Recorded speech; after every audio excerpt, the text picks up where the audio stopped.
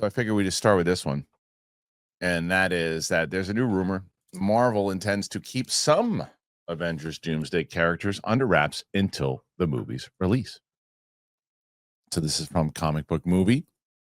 And they say from Mark Cassidy back in March, Marvel Studios officially announced the start of production of Avengers Doomsday with a 5-hour live stream revealing the name of 27 cast members. Some were expected, others rumored. Few, such as the OG X-Men actors, came as a surprise, but there were several names conspicuous by their absence. Marvel has strongly hinted that a second announcement is on the way, but even if we do get another batch of chairs confirming the likes of Ryan Reynolds, Hugh Jackman, Elizabeth Olsen, the center of the Cosmic Circus, Alex Perez, believes the studio intends to keep certain actors and characters under wraps until fans are sitting down to watch the movie. Some of these characters are new, some of these characters are old, and some of legacy. The goal is to not reveal them until the release of Doomsday. Even if I did mention who they're planning to involve, we'd be stuck in this limbo of will they, won't they for the next year or so. But most of the characters that haven't been officially announced have either been rumored by me, other scoopers, or YouTubers. This isn't the first time we've heard that at least a couple of characters will be making their MCU debut in Doomsday, with previous rumors pointing to the Beyonder, unlikely, and possibly some of the upcoming X-Men reboot cast members. One thing's for certain, Doomsday and Secret Wars are both shaping up to be massive films.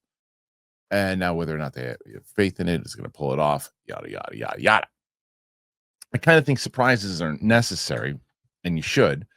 I think there because I think that's one of the fun things what they were able to do, and they did it, and it's not easy to do because of all this scooping and leaks and things of that nature. Most people didn't know Wesley Snipes was in it. Everybody thought it wasn't going to be him, or thought, I think some people thought, was it Omar Epps? It wasn't. Who was it? I think it was who played him. I can't remember. No, he played him in Major League 2. His character. Shoot. Well, whoever it was, I think that played Blade in the TV show. You guys will tell me a million times over in the comments, but I think that was the rumor who was going to play Blade in Omar. It was Omar Epps. Okay, all right. I was wrong. Who's this? Who's calling me now? Oh, my friend who I haven't talked forever calls me right as I go live. Perfect. Anyway, so I feel like, oh yeah, in the TV show it was Sticky Fingers from On It. And okay, Sticky. Okay. Well, either way, I think that there's rumor that it wasn't going to be him, and so they kept it under wraps. They were able to do that. There are other things. I think they kept Jennifer Garner under wraps for the most part, right? I think so. So either way, I think it makes it fun for the audience if you do get some surprises. I do also think it's smart to get people hyped with how many people are going to be in this movie in the same way that they did. Look, another one that they kept under wraps was the Henry Cavill thing, and if they do things like that, and like we said yesterday too, there's probably going to be like a cameo soup. I mean, that's just what it's going to be at this point, but you also have to have a structured story. And I think that if they know where they're going with it, that's why I said this. That's why when Mike asked us on the show what we thought as far as runtime, that's why I went like higher in the 240s, because there's only so much time, especially if you're spending, depending on how much money they're spending on all this, if you're spending all this money, you want to make sure you're going to get your bang for your buck, right? And you want to spend the cash on it, and you want to make sure, hey, if I'm putting money into this production, I don't want to just have a 2-hour movie. I want to be sure so and so gets this amount of time, this person gets this amount of time. They're filming it back to back, so you're going to get some more scenes from some people that if it's shorter in this one, it'll be longer in that one.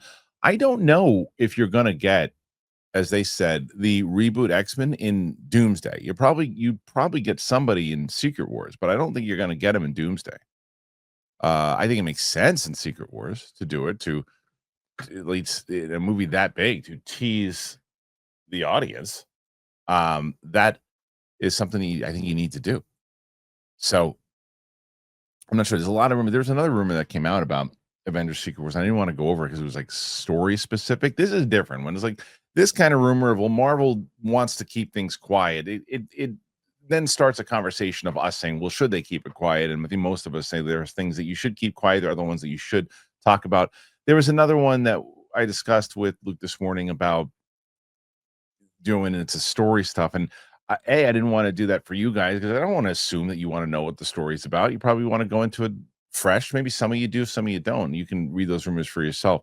But I don't want to be. I just had this whole conversation with somebody, Tom Shadowbash, friend of the show and OG YouTube guy, who I see at these New York screenings all the time, and I like Tom. He's a really nice guy, and he's a good critic, by the way. You should follow his channel if you haven't done that. But Tom is I see him at the screenings, and we both saw Big Bold Beautiful Journey, and I don't think I'm speaking out of turn here. I'm sure he already has the review or something too. He didn't love it. He didn't love it, and I certainly didn't love it, but I didn't mind it as much as he did because he had seen the trailer. He had seen and watched the trailers.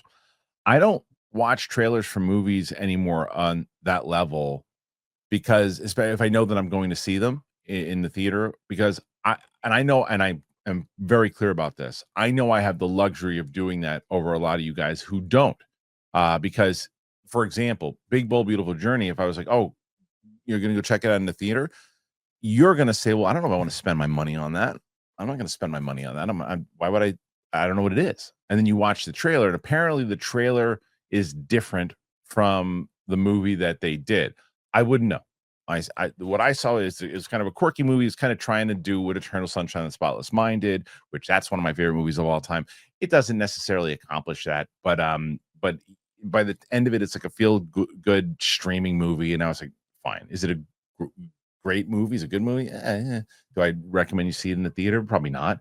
But my point is that Tom had seen this trailer and was expecting one thing and got something different. So I think it is important sometimes to, pay attention to what's coming. There's certain ways you want to market a film, but I like being surprised. And I wish that you could get into a place where, hey, we all want to see Avengers and we can't keep ourselves away from it too, right? And there are, obviously, you watch this channel, there are things that I am watching, like the big trailers and stuff I usually watch. And there's just the smaller ones. I like to go surprise now. I just like to go surprise, not knowing what I'm about to walk into. Most notably, the three that really stood out to me that were The Long Walk, Weapons. I wish I hadn't seen a damn thing, but I saw that scene the day before, which really pissed me off. But The Long Walk was something I knew nothing about. Really, Drop was another one. I really like doing that now. So, anyway, what does everybody else think? Do you want to see these reveals? Do you not want to see these reveals? Do you think there should be more? Put your thoughts in there and let me know. Oh man, I'm so glad to finally talk to you guys about Cash App. I've been using Cash App forever, and now I get to talk to you guys about it. Don't worry, it's very easy, fast to sign up. Do you even know how much interest your money is earning you in your bank account right now? Well, let me tell you some stuff. Cash App can do way more than you think to make your money work for you. If you direct deposit at least $300 in paychecks each month and use the Cash App card for purchases, you can earn up to 4% annual interest on your savings. There's no hidden fees, no minimum balance requirements. Also, you can hit your saving goals even faster by turning on the Roundups feature on your Cash App card. With Roundups, every purchase you make using the card is rounded up to the nearest dollar, and that spare change is automatically put into your savings. Don't let your money sit around and gather dust. Make it work for you. Take advantage of high interest savings on Cash App today.